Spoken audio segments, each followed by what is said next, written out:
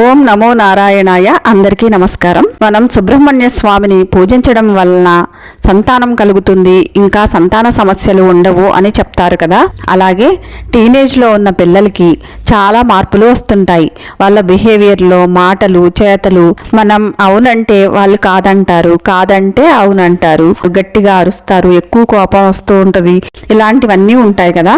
అలాంటప్పుడు పిల్లలతో సుబ్రహ్మణ్య స్వామికి ప్రతి మంగళవారం ఇలా ఆవు పాలతోనూ కొంచెం నీళ్లతో అభిషేకం చేయించి భక్తితో దీపం వెలిగించి ఒక పండు నైవేద్యంగా పెట్టి ఇలా క్రమం తప్పకుండా 7 వారాలు లేదా 9 వారాలు చేయిస్తే చాలా మంచి మార్పులు చూస్తారు. నేను కూడా చేశాను మా పిల్లలకి. నాకు చాలా మంచి ఫలితం వచ్చింది.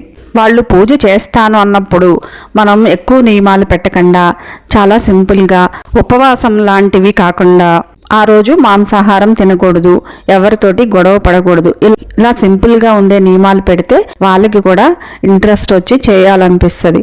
మనం ఎక్కువ నియమాలు పెట్టేస్తే వాళ్ళు ముందే చేయననేస్తారు. కుదిరితే గుడిలో కానీ, సుబ్రహ్మణ్య స్వామికి, లేకపోతే ఇంటిలో కానీ ఇలా చాలా సింపుల్గా వాళ్ళకి చేయిస్తే వాళ్ళలో చాలా మంచి మార్పులు చూస్తారు.